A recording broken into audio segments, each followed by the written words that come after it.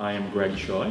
I am going to be moderating the first panel this afternoon. And for those of you who do not have programs with you, that panel is titled Collective Impact, Asian American Voices of Resistance and Change. Okay? And essentially the panel explores the significance of organizing, community building, and archiving the history of Asian art collectives and their continuing importance today. It brings together scholars, curators, archivists, and artists to discuss community-influenced art practice, the past fields of collaboration among art organizations, remapping the possible future strategies for social justice, and the visibility of Asian American artists. And thank you to Pallavi Sharma for providing that description for us.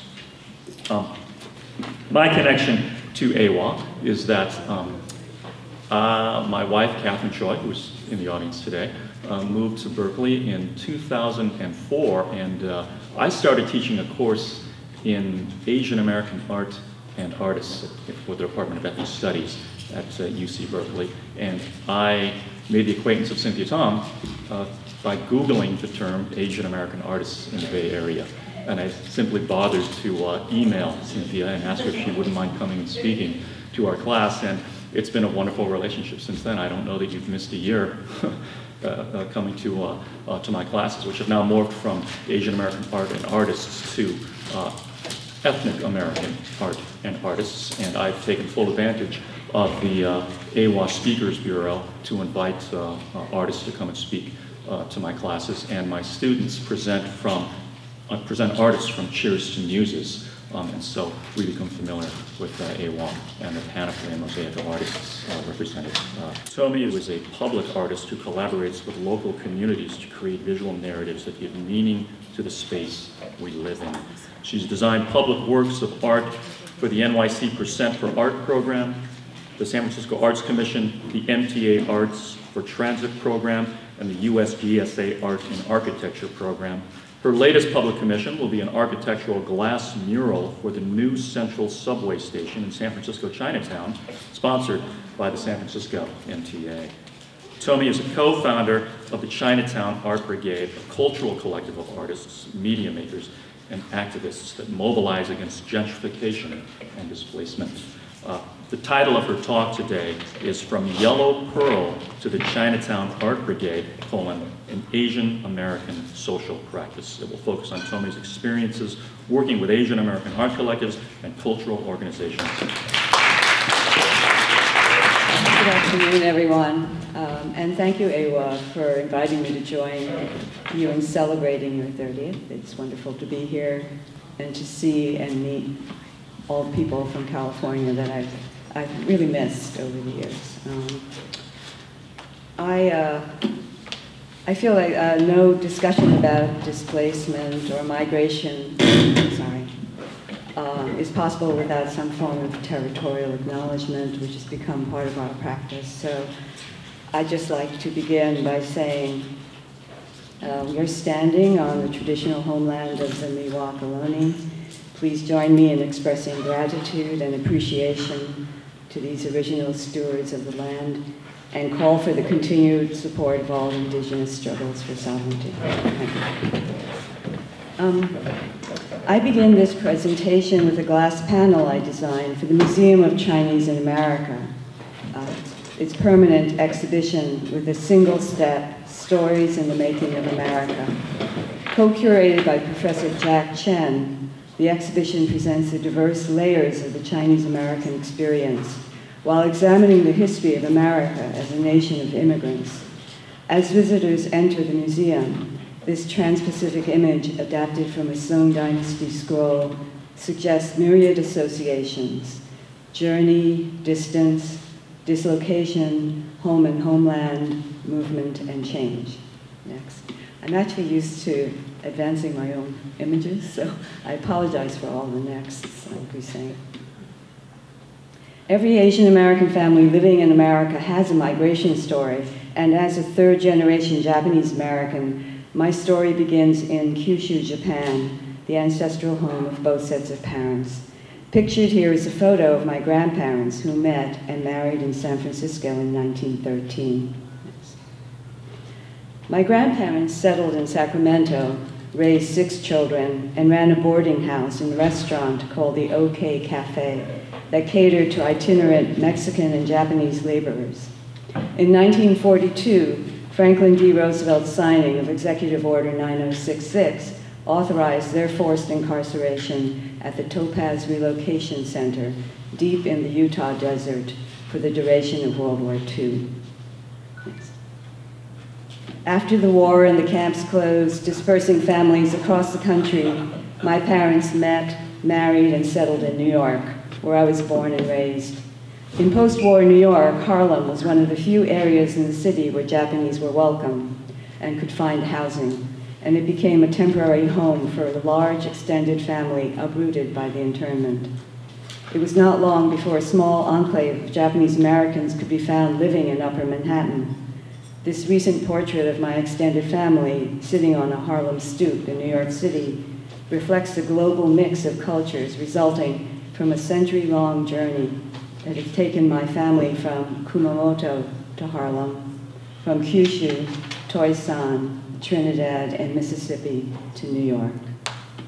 My personal exploration of the immigrant experience emerged from a desire to acknowledge our uprootedness and give meaning to the spaces we live in.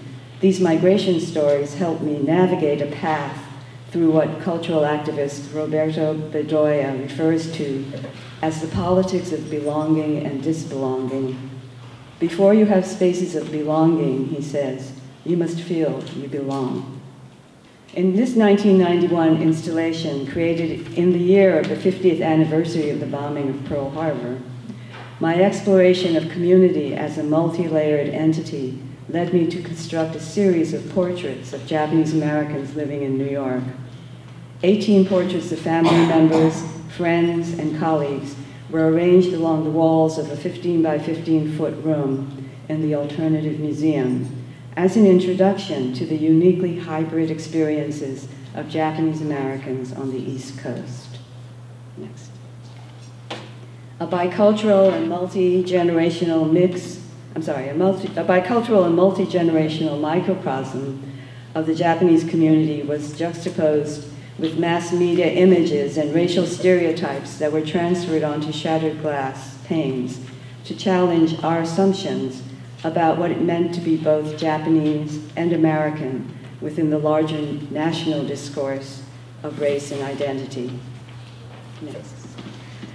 The captions below the portraits, Japanese Jewish American, Japanese Chinese American, and in this slide, second generation Japanese African American, were presented as counterpoints to the labels deceitful, monstrous, sneaky, and sly printed under the glass stereotypes. Next.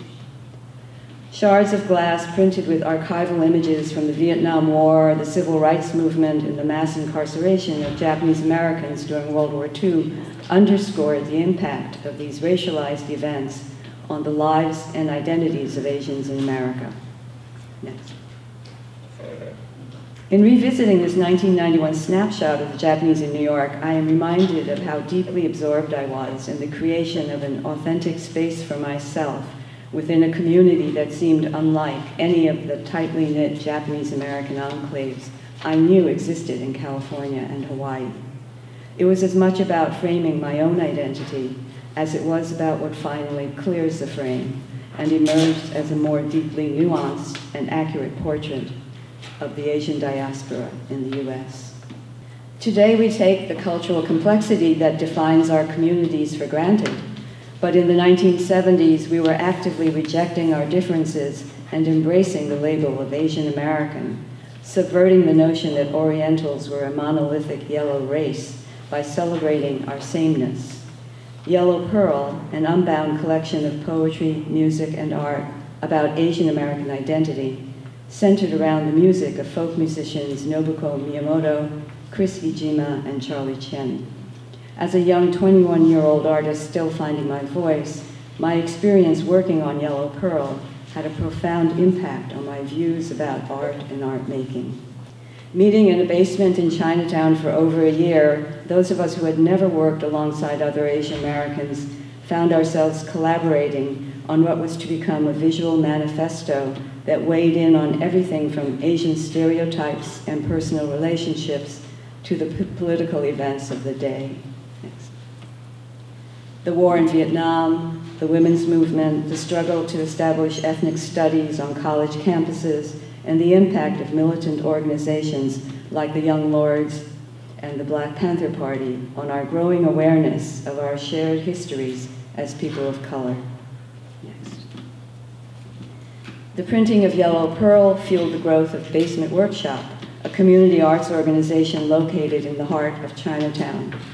Under Fei Chang's direction and her vision for an organization engaged in the production of an Asian American culture, programs like Amerasia Arts and the Chinatown Community Planning Workshop brought students, activists, and community residents together as volunteers providing much needed services for the Chinatown community.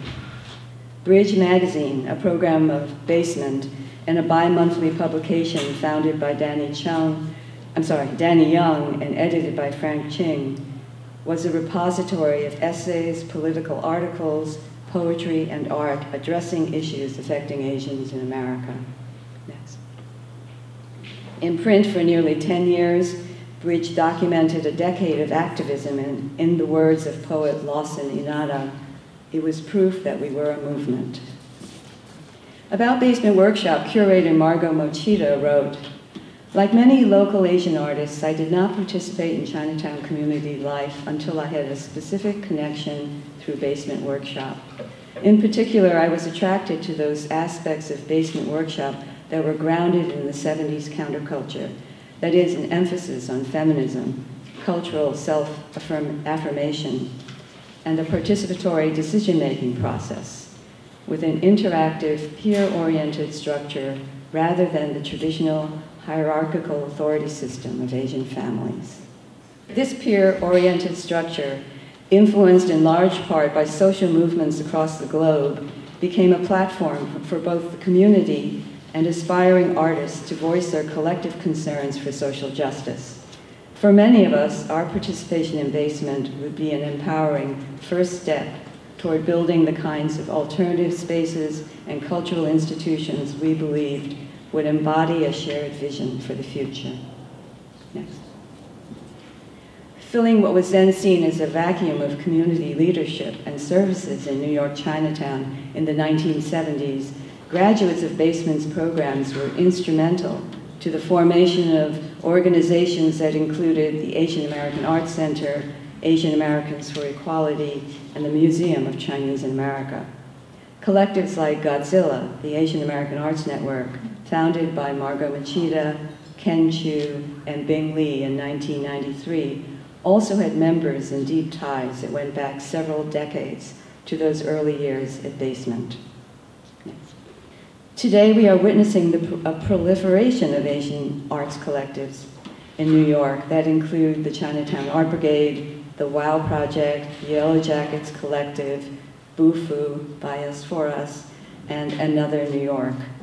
Curator Ryan Wong, moderator for a panel about Asian American collectives hosted by the Asian Art Archive last year, posed the following question to the panelists and audiences.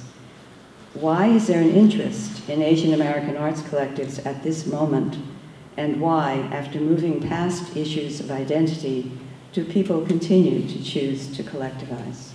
As one of the co-founders of the Chinatown Art Brigade, creating new models of artistic production that exist outside of the art world and art system is something that attracted me to the idea of establishing a brigade or a working group that could be organized around artistic actions. Since its founding in 2015, the Chinatown Art Brigade has facilitated a series of community-led responses to gentrification and displacement. We have organized town halls, direct actions, and public panels about social justice issues directly affecting the lives of New Yorkers. As an entity, the brigade functions as a collective of Asian diasporic identifying visual artists, media makers, writers, educators, and organizers. Together, we make work that centers art and culture as a way to support community-led campaigns around issues of displacement and immigrants' rights. We continue to use large-scale light projections in partnership with the Illuminator as a highly visible platform for local residents to amplify messages that call for an end to luxury development that is gentrifying our neighborhoods, and allow residents to share messages of anger, hope, and concern for the future of Chinatown. Next. This will be our 5th year collaborating with our community partner, CAV, Organizing Asian Communities, which stands for Committee Against Anti-Asian Violence, and the Chinatown Tenants Union. In a Chinatown overrun with over 100 galleries, we have used our position as cultural activists and media makers to hold artists accountable and call for an end to art washing practices that are driving out tenants and raising rents. Next. I believe my work, one more. I believe my work with the brigade can be traced directly back to community-based projects that were initiated through my relationships with members of Basement and Yellow Pearl, anchoring my work in Chinatown for over a span of several decades. Chinatown today was painted in 1973 in the shadow of the World Trade Center that was built that year, and was one of several community murals I helped create with members of Basement Workshop and residents of Chinatown and the Lower East Side. The community murals movement in the politically charged 1970s informed my ideas about art, and through the experience of working with and for groups of people on the streets of the Lower East Side for over 7 years, became a blueprint for a new form of collective artistic production that was cited in public and community spaces. Since that time, collaborations with artists and artist collectives, sustained relationships with grassroots arts organizations, and a community-based teaching practice have become central to my work, connecting me more closely to the neighborhoods, people, and social issues I care most deeply about. My 40-year relationship with the Museum of Chinese in America, an institution with roots in Basement's Chinatown History Project, began with an artist residency in 1988 and has included curating exhibitions, public projects, and serving on the museum's board of directors. Next. At its inception, MoCA's research and exhibitions were based on 3 principles: promoting narratives that have been forgotten or deliberately suppressed. Next. Utilizing a process of community co-curation that embraced multiple perspectives, and establishing a shared authority with people who actually have lived and experienced historical events. These core principles seem to form a through line through many of the collective formations that are in development today, from CAB, the Chinatown Arts Brigade, to the Asian Women's Giving Circle. We are intent on distributing power and resources, building leadership, and constructing new models of support that can be used towards the advancement of social change. As New York's oldest ethnic neighborhood, Chinatown has experienced the full impact of redevelopment brought about by global and private sector investment, completely transforming whole city blocks and displacing small businesses and the working poor, who at one time represented the core community. Next. As Chinatown tenants voice their concerns for their future, their stories of today's harsh economic reality, landlord harassment, evictions, and displacement can be heard in poor and working communities across the country. Today, we are witnessing a new era of hyper-development as historic businesses and buildings seemingly disappear overnight, and luxury housing, hotels, and galleries reshape the cityscape, block by block, street by street. Next. The situation is dire. What can artists, cultural workers, activists, and archivists do to reverse this process and play a role in preserving our community and our cities?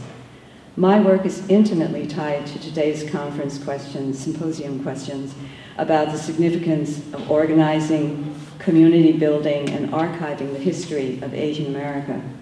But I would also ask you to consider the urgency of protecting the communities that are under immediate threat of erasure. How is gentrification tied to the archives?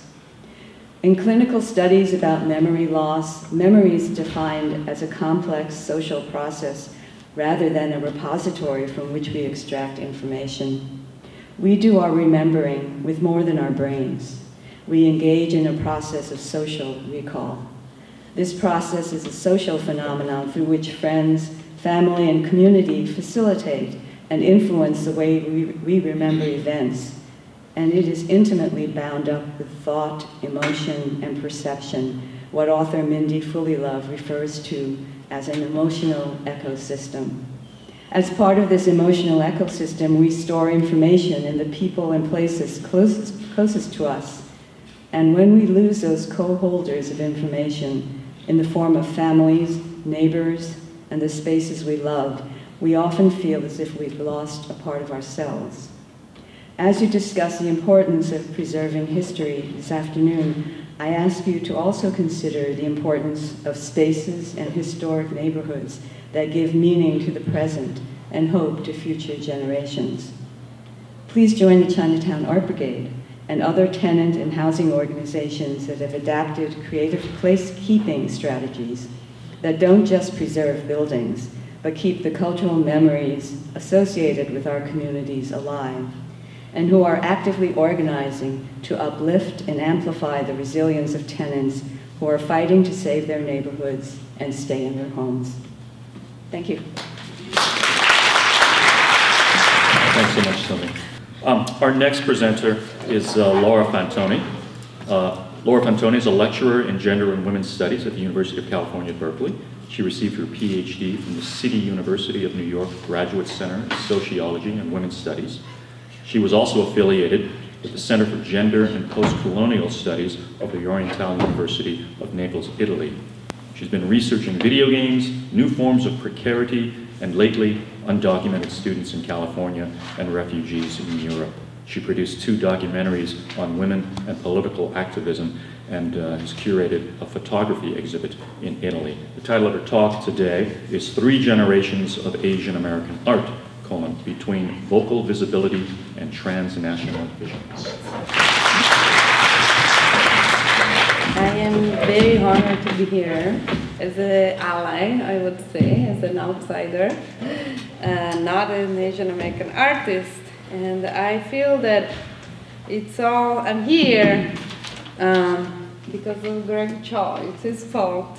I took his class. As I came to Berkeley, I audited his class, and he introduced it to Cynthia, and then Cynthia introduced it to Betty, and then Shari, and then I started to come to AWA meetings and shows, and that was 10 years ago. So I just want to briefly touch upon the fact that I've been watching this community and paying attention to how Asian American art is faring in this part of the world. I am, as Greg mentioned, I'm Italian, and before I came to California, I was writing a book about Chinese immigrants in Italy. I did a research about that, and a sort of how they were subject to a lot of negative stereotyping and rejection due to their economic success. And somehow that story led me to California, where the same thing had happened before with the Chinese Exclusion Act. And that's where I started. At the same time, what I was noticing was that in the art world, there was an incredible attention for Chinese art, right? You all know that. And the market was oriented towards it. The big shows in Europe, New York, LA, were all going. So when I came here, in California, I expected, because California's demography, it has a very large Asian American established community, historically established and large demographically. So I expected, as I came here, to find a lot of visibility for Asian American art. And so that's where I started to ask some questions, to go around and try to find that. And all my research is really coming from the post-colonial angle, so intersecting gender, class, ethnicity, nationality as the key core elements. So I was very interested in this idea that the San Francisco Bay Area, especially where Asians are not necessarily a demographic minority, and they have a very established historical communities, where were these Asian American artists? And I realized that in fact, they were greatly underrepresented in the art community, while they were not underrepresented in the labor force, in even high-income social demographic groups. So that to me was the moving question. I expected, so I started talking to the public art venues, the main museums, the Young Asian Art Museum, even I taught for a while at SF Art Institute, and noticing that there was a presumed interest, there was a stated interest in their mission to connect with local audiences and with local artists. But in the reality, I kept seeing very limited attention. And again, I was very much, as I started the research topic, I very much followed through the, the big steps of the giants, Moira Ross, Margot Machida, and I started engaging in a dialogue with them through what did they do in the 70s and 80s to promote the visibility of Asian art. And again, from already in the 60s, 70s, as Flo mentioned, a lot of the new feminist art critics and art curators were trying to bring in diversity. I'm thinking Lucy Lippard, Grisella Pollock, Anne Wagner, especially women of color and women artists, right? So how could it be that so much later I was still facing the similar question that that generation had faced? So I'm thinking a lot of it in terms of generations of art. And so I looked at two key moments of visibility of the Asian American, both the art, but really connected to a larger cultural trend. The first wave, we could say the 70s, connected to the Asian American movement. And lucky enough, again, one other serendipitous connection, Greg Choi sent me to find some books at the East Wing bookstore in Berkeley. And so then I started to discover all this stuff about the Asian American art movement, Asian American movement. I started talking to Nancy Home. I started talking to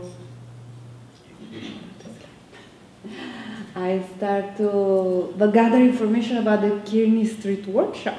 Right, this idea that the art was really deeply connected to a community project of political emancipation.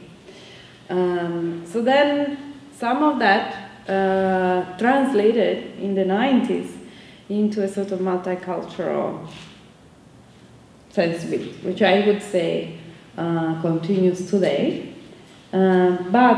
And that's where I place, in a way, the formation of AWA. So some kind of visibility was reached because there was a lot of attention. We can say maybe the Rodney King riots have something to do in the West Coast, but in the rest of the country, some kind of sensibility about the fact that there was a demographic change going on in the 90s and a cultural change that had to be taken into account. And in a way, I would frame that as a very fruitful moment. And that's, to me, makes sense that the possibility of becoming a non-profit organization, maintaining a collectivity, a sense of collectivity, and mostly important responsibility towards the community. Even the mainstream art museums start to have this goal. We have to have somebody from the community to represent us. But even despite this wonderful, wonderful organization that come out in the 90s, we can still see that that community presence is actually a supplement to the continuing structure of the art institutions. So we can still see that in the meantime, globalization happened and became the key. So a lot of the art institutions continue to present new artists that are coming straight from Asia as this kind of promotion of a global cosmopolitan citizenship. So in this notion that art and culture are promoting a certain ideas of who we should be as citizens of the world today that paradoxically result in a complete and increase, perhaps, in visibility of the local activists and artists who work with the community, or is sort of a supplemental quality. Okay, we maintain this main room for the big artists from China, usually male, but you guys come from the community, can come and have the community event. So I'm sort of registering that, and I'm sorry to bring some of this news, but I feel like it's important that in this environment that we discuss it as a community and find a way to reduce the local invisibility, with a larger question of the fact that perhaps art is not an environment where you can apply strict meritocracy or strict quotas, so that could open up to another whole discussion. But what is that supplemental value of the artist of color, the community presence? How does that translate today? So there is a multicultural assumption today that they are having diversity will celebrate differences and make us better citizens in this global world. But it's a very simplified notion. When you look at the amount of funding, when you look at the amount, the visibility, the big shows, the big posters in the Asian art museums, rarely you see a strong component of presence of politically relevant, community-oriented promotion of artists, especially female artists of color. So we have to really take that into account and ask ourselves why. If the mission statement of such institutions, the intentions are good of a lot of curators and art critics, why this is not happening. So my remaining 3 minutes, I'm only going to give you a couple of suggestions which are very mild because I'm not part of this community. But I want to mention that similar issues have happened for Latin American artists. And the Latino artists, for example, the Museo del Barrio in New York, in the Bronx, have faced the same challenges. And I'm thinking that there's something going on about that global cosmopolitanism that is more appealing, to always have the pretext that there is a new artist that we should focus on that comes from elsewhere. And undermining that assumption will be very important with specific targeted statements around that. There's also a pain point about how the recent, we can say, in California, in the Silicon Valley, we do not have a lack of Asian wealthy potential collectors or donors who could promote much more visibility of Asian American artists and Asian American female artists or Asian American minorities within Asian America, especially South Asia, India. But because these recent groups are essentially, in a way, trying to fit in the cultural policy of the modern minority, when I interview a few of the galleries in the South Bay, I noticed that they are not really open. They are consciously trying to distance themselves through class, age, even, spaces. We can talk about Chinatown, as Tommy just did, as a very urban, dense, fairly working class environment, and how a lot of the Asians that move here now choose the suburb, consciously so.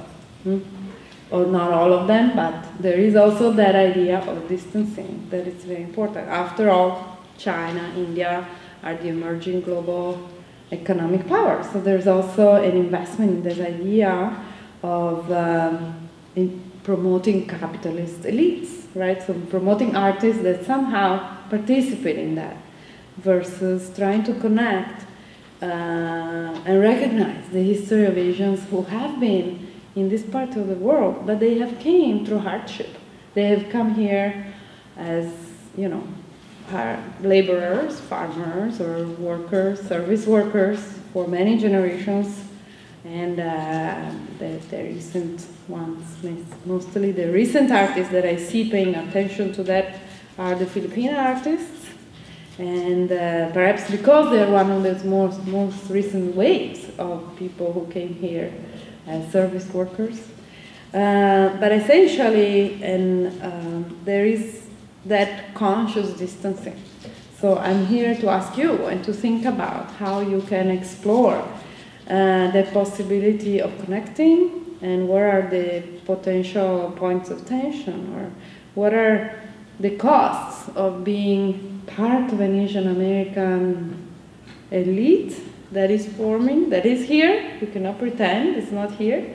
And at the same time, what is the cost of that in terms of distancing from Latino, African? We are here in an African cultural center, right? We are in a neighborhood that had that connection between Japan and African Americans, right? So what are the trajectories that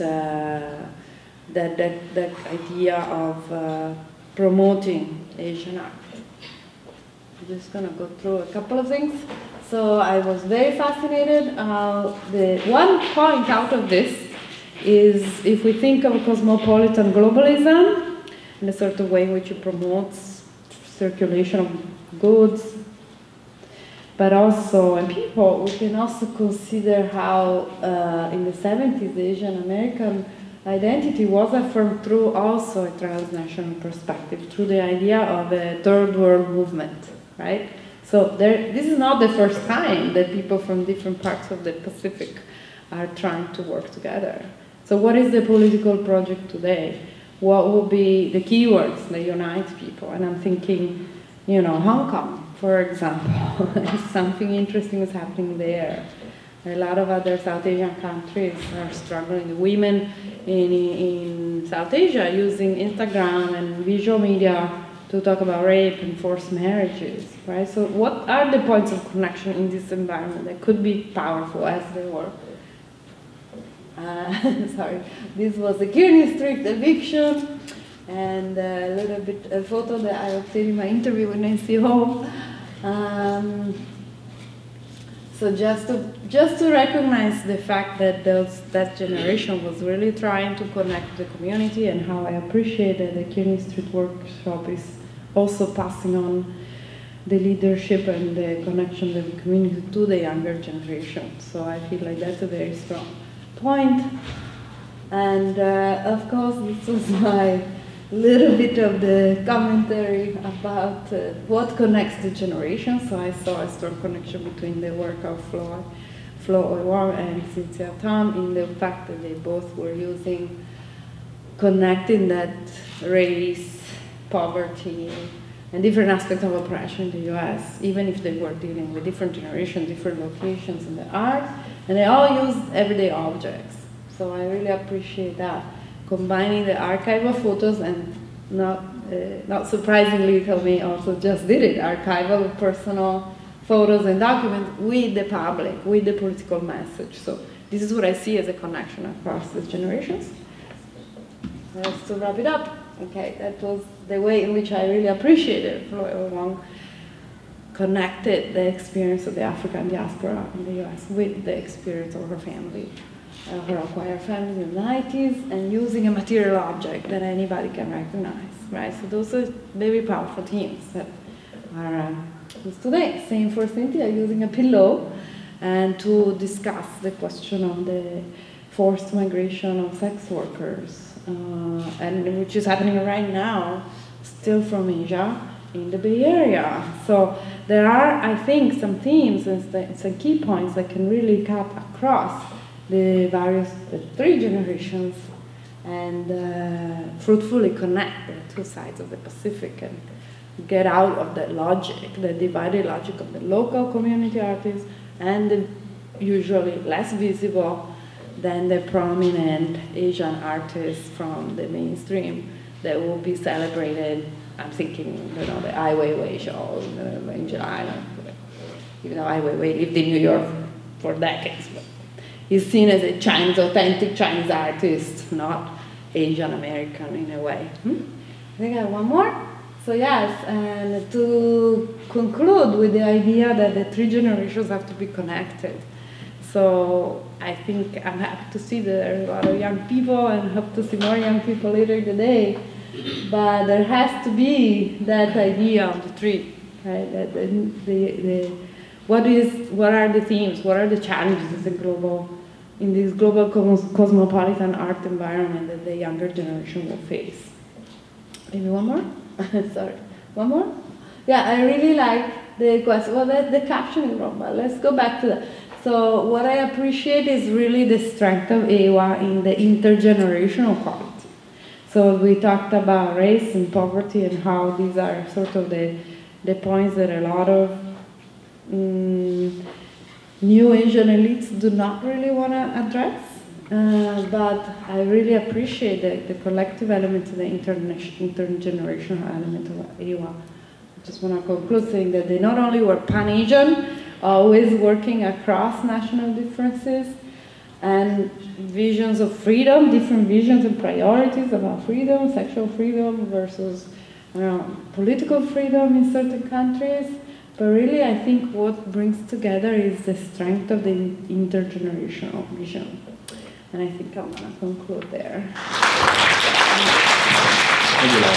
You raised some very important, significant questions that perhaps we begin to put some of these presentations in conversation with each other. I mean, what does it mean to call oneself an Asian American artist, and who has the accountability for defining that term? An artist ought to be able to produce whatever the hell they want to produce, right? And so how does that descriptor work along the lines of political consciousness raising, right, and community formation? How does the market for and the marketability of Asian art impact the work of Asian American art?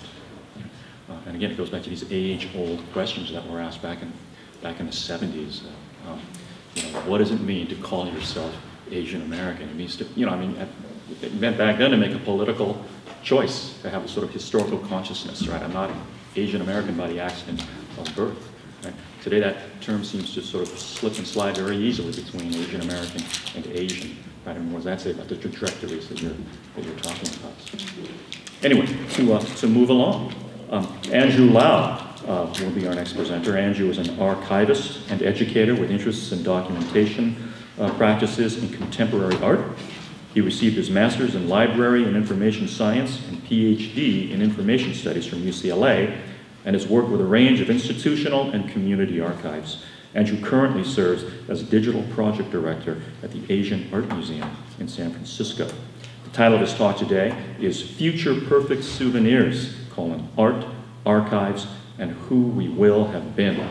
For those of you who aren't quite clear on what the future perfect tense is. This is a presentation that will include a brief overview of major paradigms in the archival field, followed by an exploration into art as documentation and documentation of art.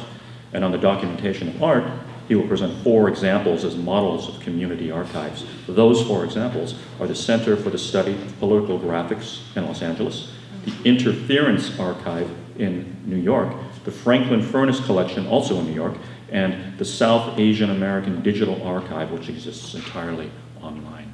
So, Andrew?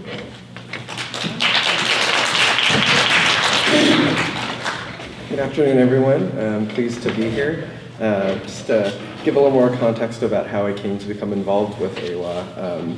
Working at the Asian Art Museum, I have a colleague named Kimmy Tyra, a member of AWA.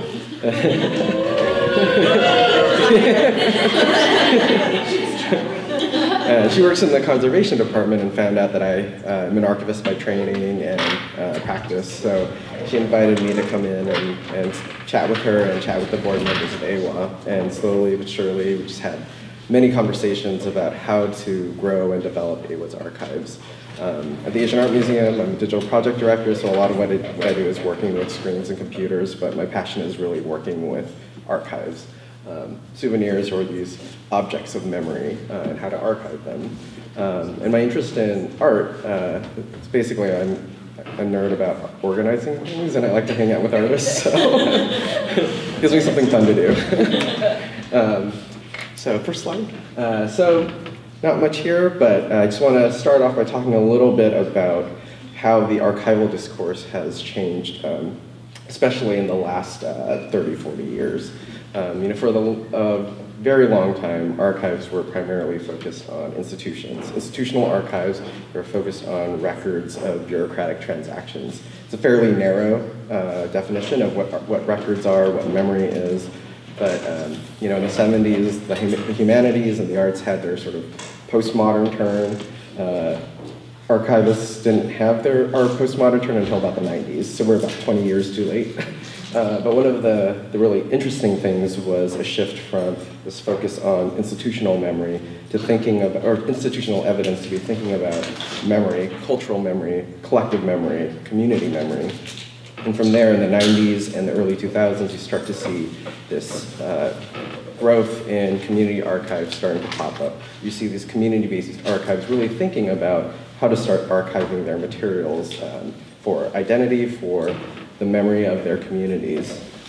And that's what actually drew me to archives. In college, I took my first Asian American Studies classes, Asian American History classes, and didn't realize what I was missing in my life. I didn't realize the history that I'd never encountered. My first encounter with the archive was actually a catalog that was published by UCLA in the 90s called The Movement and the Moment. I still have a copy of it. It's dog-eared and full of coffee stains. I loaned it to a colleague, so I don't have it with me today. But it was the first time I understood art as a kind of documentation in response to the social, political, and cultural conditions of those times. From there, I studied psychology. I was interested in racial minority mental health, and then realized that that book provided me with the kind of therapy that psychology couldn't provide me.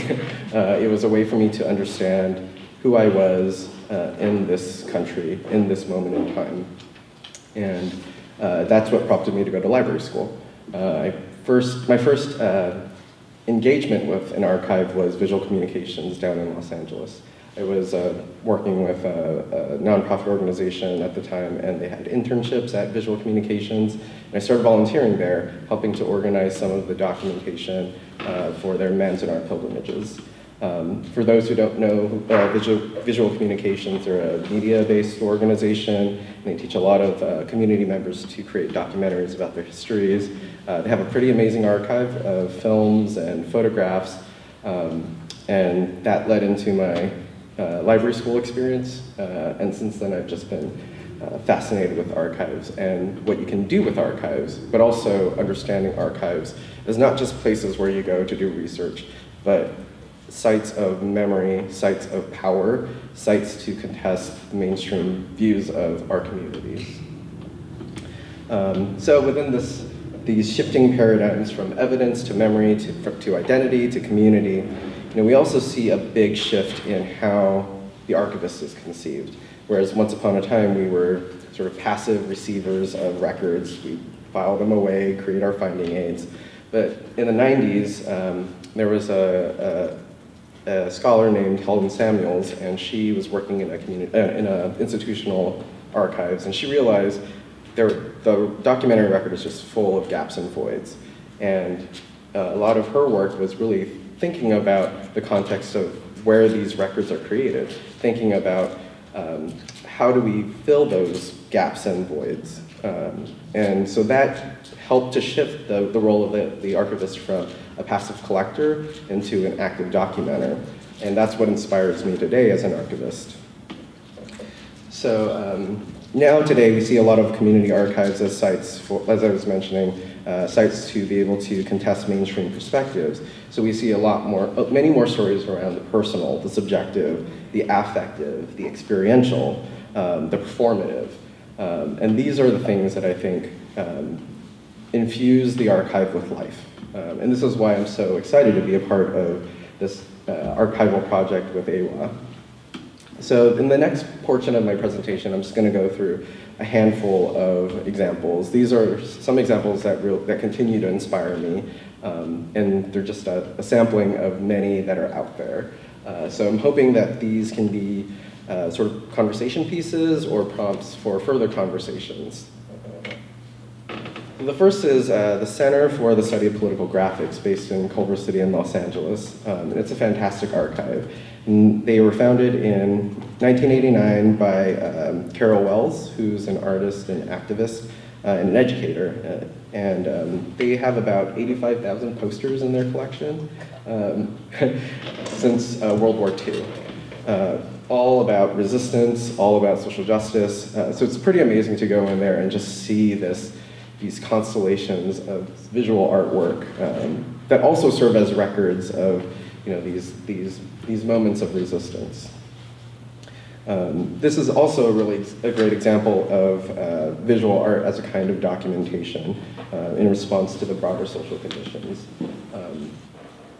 You can see in this, on their online catalog, they also include the artist, the year. It gives you an interesting sense of the scale of time in which these posters were produced. Next one. The next is an exciting project that started in about 2011 called the Interference Archive. And this started out as a personal collection. Two activists named Josh McPhee and Dara Greenwald in New York were collecting all these materials in their apartment, and they would have students come in and basically consult their archives. As the need and desire for access to these materials grew, they ended up finding a space out in Park Slope. And now they have a whole archives where you can go, learn, explore, and research these archives. They also put on exhibitions and public programs, as well as similar to what the Center for Political Graphics does. Next slide. So this one is an interesting project, and it goes back to 1976. Franklin Furnace, for those who don't know, is an artist-run organization that was founded in '76 by Martha Wilson. And it was an archive that was set up to collect artist books. And I like the story because it shows how an community-based archive can have a different trajectory, multiple trajectories. And in this particular archive, its trajectory was to start out as an artist-run organization, eventually becoming part of MoMA in New York. MoMA later acquired it. So now it has an institutional home, and it physically resides at the Pratt Institute. But it's interesting to see how at that time in New York, during that particular moment, Martha Wilson saw the need to archive and remember and document the community. And oftentimes, a lot of these community archives arise out of an individual within the community seeing this need. In a sense, they become the community's memory keepers. And it's interesting to see how a lot of these community archives, some might become part of a larger institution, some might stay independent. It's quite a complex ecosystem of memory. Next slide. So this is the South Asian American Digital Archive, founded in 2008. And this is one of my favorite archives of all time. And part of it is because it uses a really interesting model, what we archivists like to call post-custodial. For a long time in archival discourse, a lot of what we talked about was custody, transferring materials over to the archives where an archivist can put on their white gloves, go into the basement, fold out their document boxes and put things away. But what we see here in this post-custodial archive is that it's a completely digital archive. It resides entirely online. Ownership of these materials reside with their donating institutions or the individuals who want them to become a part of the archive. So there's no physical copy. The materiality of this archive is fully digital. And because of this, because there is no rent to pay for a physical archives, no budget for doc boxes or other asset-free materials or things like that, they're free to do a lot with what they have, and free to build community around these stories. As a platform, SADA has created an artist in residency program.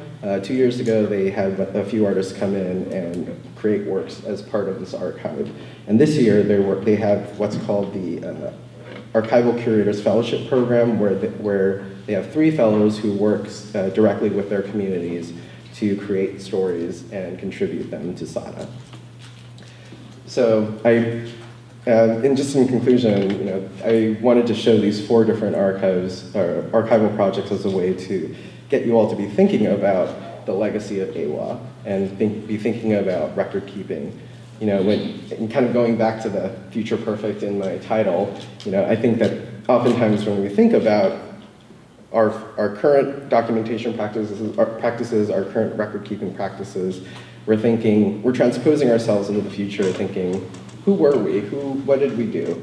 But I wanted to emphasize that we have a moment now, we have the opportunity now to be thinking about how people will be looking at these materials in the future. And last slide. Thank you. Thank you, Andrew. Moving right along, our last presenter, last but not least, certainly, Cynthia Tom. Cynthia is a cultural community-focused artist and curator of 30-plus years. She's a founder of A Place of Her Own, an arts-based healing organization. She was board president of Asian American Women's Artists Association from 2008 to 2016. Cynthia's work focuses on spirituality, women's healing, feminism, and social justice, and she's exhibited internationally. Her archives are housed in the California Ethnic and Multicultural Archives at UC Santa Barbara. Her work is currently part of the largest international surrealism exhibition in history. The title of her talk today is AWA and A Place of Her Own. Thank you, Cynthia.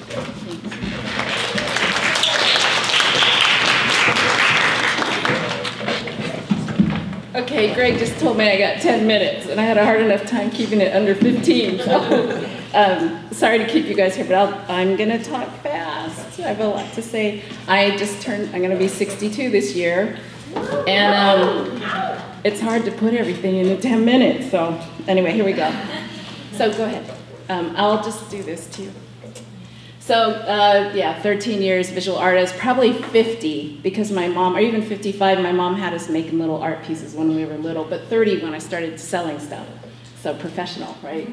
Then 14 years working with AWA, volunteering with AWA, and then eventually evolving A Place of Her Own, which I'll talk about later. And I focus on, just go back, I focus on social justice, women, feminism, spirituality, and healing communities of color. And most of this passion came out of me looking into my grandmother's history. She was sold to my grandfather and brought here in 1922. And my grandfather went on to, the little woman on the far right is my mom when she was 12. My grandfather marketed or sold her to the dealer regularly for his opium, starting at 6. It ended at 12 because he died, which I was very happy about. Anyway, I do work around my family to talk about human trafficking, especially around women. And I try to do shows outside of the Bay Area, which it's challenging racially, not to get upset at people, but I want people to start talking about human trafficking because it's an epidemic. And I even found out that my father was sold when he was 1, and this is 1922, very common, very common. So I did not go to school for art. I just am obsessed with it. So I paint, do mixed media, found objects, art installation obsessively. And so go ahead. So these 2 paintings, I always have, that things bubble up. I don't try to think of things, they just kind of hit me over the head. This was about housing. I had to move out of San Francisco. I couldn't afford to stay here. And actually, Melora Green, who runs this African American Arts and Culture Complex, had a show at SOMARTS and was called Displaced. So this was my nonverbal way of telling myself and my friends that maybe you have to take your home with you. And this was the latest painting, part of a bigger series called Flying Lessons, and that's about elevating consciousness and waking up. And this was inspired by the feminism that's completely getting squashed in China right now, and the women that are getting squashed. And also inspired by the Emperor's Tomb. I always thought, what if they opened it? Where's the women? Where's the mothers? So this is chapter 1. And I normally, some of you that know my work, I normally love to paint dresses and very elaborate clothing, but for some reason, these did not want to go. And one morning I was scanning them with my phone. I don't know why I did that, but I did. But I feel like they were telling me, we're not ready yet. We're just gathering our forces. So I feel like this is women who have lost their voices, who were cut off, who've been killed, who've been silenced, who haven't been loved, who haven't been wanted. And I feel like we're gathering voices and power.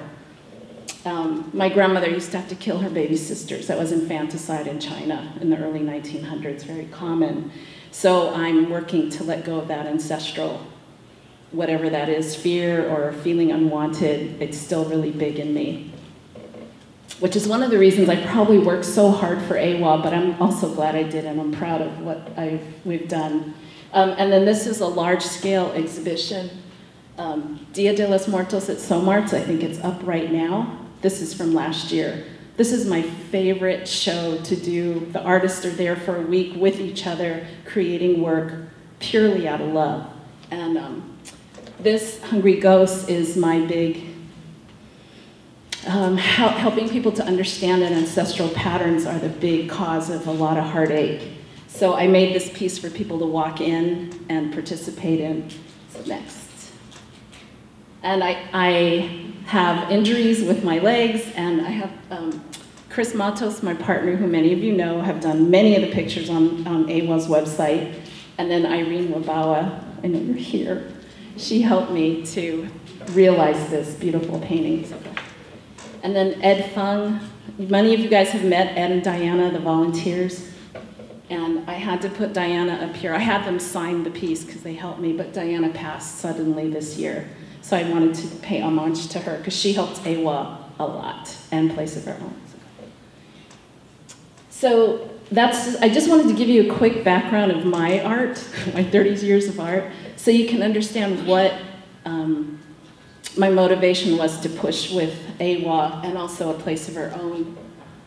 So I started in 2008. Nancy Hom and Debbie turned AWA into a nonprofit, big heavy lifting. And then Sherry, myself, and Pallavi were kind of the only ones standing at that point. So go ahead, Melanie. Next. So in 1998, I actually joined. I think Sherry started around that same time, too. And I went to find out what was Asian about me. Growing up in San Francisco, I didn't feel any different. Everybody treated everybody the same. But then once I got in there, I stayed to fight for equity, healing, and empowerment, because we're still lacking equity now, all these years later.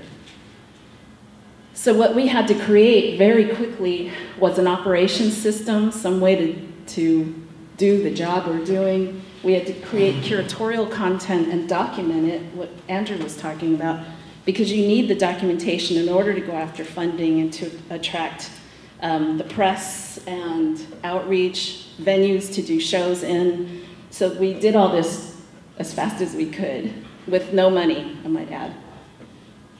A lot of volunteer hours. So the four things, I wanted to talk about 6 things, but I don't have time. So the 4 things that I'm most proud of starting was we turned the exhibitions up and made them more thought-provoking because we wanted press, we wanted attention, we wanted people to write about what we're doing.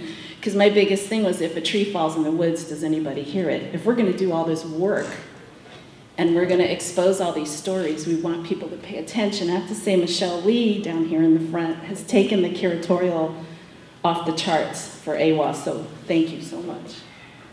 So next. So that's just one of my favorite pictures of what we've done at SOMART. SOMART's been a big partner for us, and APIC. So the next thing is AWA.net just went live, heavy lifting. I know all you guys are doing it, but I know Diana's heading it up, and I just can't imagine how hard that is. Because we've been wanting to create the website as the place to go to as a resource for information by and about Asian American women artists.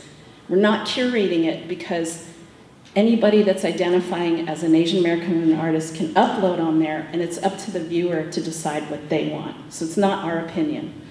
And I really am proud of that. So it's not just for artists, though. We have an affiliate membership, and some, Greg and I think Catherine are, first of all, Greg and Catherine, thank you for being our academic advocates. Just so great, thank you. But we have some other academics on there who focus on Asian American art, and I think Laura's on there as well. So you can be members as well. So go ahead. I'm sorry, I feel like I'm like Tasmanian devil. So thank you for all the heavy lifting with the website, but this is our new homepage. Yay, Diana. So go ahead. And this is what the artist page looks like right now. So if you're not a member, please join. And if you are on the website and you haven't paid yet, which is me, you need to pay and upload. Because we tend not to kick anybody out. But AWA, there's nobody home. There's nobody sitting up there writing big checks for AWA. It's all like pulling teeth. So give us some of your teeth, I guess. So then the other two big ones, besides Cheers to Muses, did you guys bring Cheers to Muses? Yes. That is still a unique book. It's here. It was 2007 published or 2006 published, but it's still the only book that has full color, and each artist had to write a dedication to an Asian American woman, past or present, that inspired them. So that book's, and then this book is new, written by Dr. Fantoni, and we're AWA's in chapter 4, and I think it's the only West Coast-based book with Asian American women artists. So it's the first time. So we have to celebrate that. Thank you. And the last so we are in the CEMA, California Ethnic and Multicultural Archives, and I'm about to go retirement, I haven't even. That is huge because now we're into perpetuity, we're established, but we'd love to get it digitized. So I became board president and I stepped back a lot. Well, for me, it's been an act of protest, feminism, and I want to give voice to women that need it. And in 2015, I had to start stepping back. Actually, 2016, I started to get sick. And I had to step back because I was overworking. And it's right here. No. How do we keep our women, how do we keep people from hurting themselves, and how do we keep our leaders from burning out? And that's true for pretty much any organization, but that's a conversation we should start having because our people get sick. And it's not because it's in their genes, it's because they're overworking. And I want to say right now, Sherry Arai-DeVore is the backbone of the organization because she knows how to do the money stuff, the grant reporting, because AWA could not exist if she wasn't around right now. So somehow, whatever you can take off her plate, please help. And we're in training, we have, hopefully, well, I won't talk about it right now, but we have an artist in our midst that loves bookkeeping, so hopefully she may come on board. But we need funds, so go ahead. So just let me have a couple more minutes. So A Place of Her Own, I grew inside AWA. Starting in 2009. You don't have to read this, but I started in 2009 as an artist in residence asking artists if you had a place of your own, what would it be? And what happened was most of the women artists I brought in had stories they had to share of trauma, abuse. It was rough. So fast forward 10 years, we're about to start the new series. It's a 6-month program now where we look at healing, looking at family patterns, healing trauma caused by colonization, war, genocide, forced migration, slavery. We actually talk about that and look at that. So you stop blaming your parents and you start looking at what happened when your parents left or whoever your family was and left the root country. And then we do exercises. We use art as meditation. We talk about family patterns. We actually have them draw it out. Keep going. A lot of group discussion. Keep going. Keep going. One more. It's like one of the simple things, and then I'll stop on this, is one of the meditations is called the aspiration pillows. And they actually embroider their aspirations. And the young one on the left, Elizabeth, she's our youngest at 25. She would do it on BART. She did it at work at the Boys and Girls Club. So she had conversations telling people why it's important for them to understand their aspirations. I'm not going to go any further. You can ask me questions if you guys are interested about A Place of Our Own, because we are starting to recruit now for the January through June. So it's 4 months of going through some tough discussions and digging into your past, and 2 months of art exhibition where you actually put your story out there in front of the public. We make artwork out of found objects to turn on your intuition. So you could talk to me about that. I also have my open studios coming up this weekend. I have postcards, but I have to stop now. So thank you. And thank you, Dr. Fantoni, for the book. So I think we have time for one question. Like 15 minutes. 15 minutes? Okay. So we'll try to get the ball rolling here, which is sort of a larger question for any of the panelists to think about. But I mean, since this is sort of a celebratory retrospective convening of AWA, I mean, how do you, up to this point, do you think the changes have kept up with the challenges? What do you see as the greatest changes over your years working with AWA? Well, you know, the slide that we didn't show, the big word, capacity. And all this great work that you might be hearing about and seeing, and the history, what we're doing is we're protesting, we're fighting for the right to be in this country and be recognized, but without capacity. That means human help and funding. AWA is just, it'll hobble along. Right now we're lucky, we have amazing volunteers that you see here. Girls back there at the table. Thank you. I'm Melanie. You're not getting paid very much. So that hinders us from propelling the stories out there, because yeah, I just did a show with the Place Girls up at Marin Mocha in Novato, and that was the hardest time I've ever had putting on a show, because it was overt racism, basically. A lot of microaggression, but a lot of, you know, unhidden aggression, and it was hard to keep the women safe from the volunteers there that were just very insensitive. So I think the work we're doing is really important, because we still push the stories out there. And they heard it. A lot of people heard it. We got some tears, so that was good. Anyway, that's...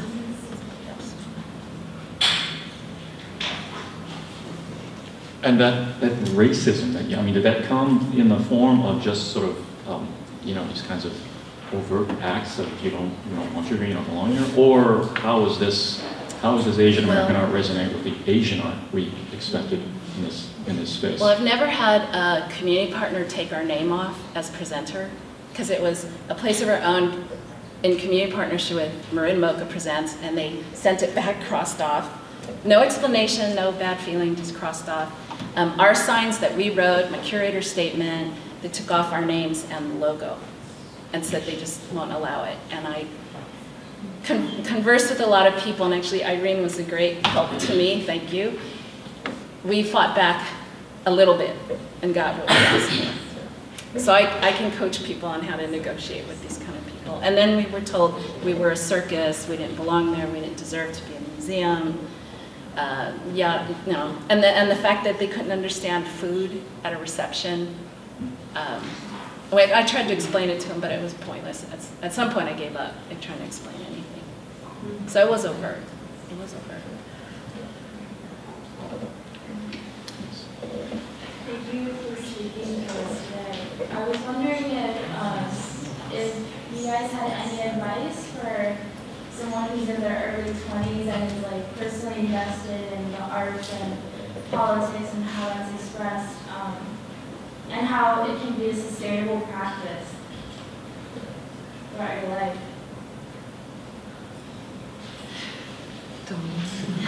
I think Tommy explained it. You have to find your people. And once you find your people, you really have to have gratitude for that circle. And make sure they're healing or pretty healthy, because wounded people of color hurt each other, because we're taught by our colonizers to fight each other, to compete with each other. And that way we cannot build strength. We're taught to become addicts. We're taught to hurt our children. And so that's why I love A Place of Our Own, because I've got a group of women who are moving on together, and we're different. We're not just Asian. but there's this level of understanding. There's also a wonderful organization called United States Department of Arts and Culture, which has nothing to do with the government.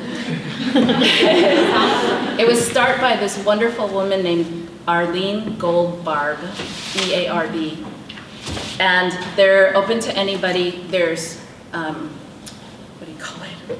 There's pods, or there's chapters, thank you. Chapters around the country, and there's one here locally in San Francisco. And you can find like-minded people there. That's a good start, I think. And then is it Northern California Women's Caucus for the Arts?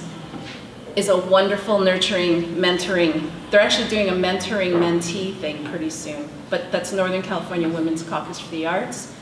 That's a national organization, but that's the local chapter. And you will find women who will nurture you there, and people that are your age that are looking to be mentored. Sunny, do you guys have something else? Because I know you're active. Yes, I think we have one questions we have. Yeah. Well, I think that this question of sustainability keeps coming up, not just for artists, young artists, but for nonprofits, for everyone working in the arts.